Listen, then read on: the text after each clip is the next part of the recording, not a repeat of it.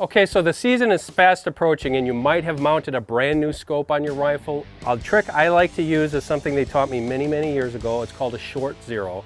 And this is especially helpful for guys and gals who don't have access to a long range and don't have a lot of time to get their rifle sighted in before the season. For me as a rifle hunter, 100 yards is usually my go-to.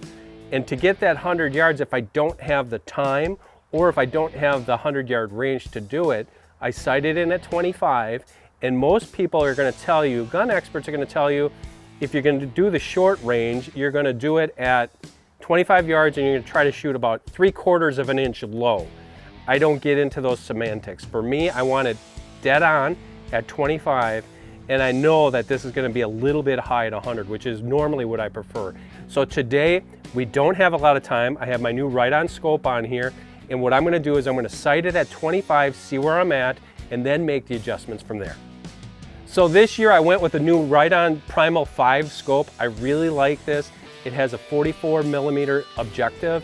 This allows for shooting in low light conditions, and it happens, you know, that sun is going down, we're hunting over a big crop field.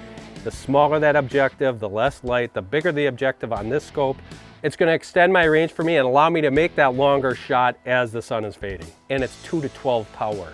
Another thing I really like about this Primal scope, they call it the dual throw. Basically, what this allows me to do is quickly and efficiently adjust that power. So if I'm all the way up, I know I'm at 2 power, I'm at the lowest power. And if I dial it all the way to the left, I'm at the highest power.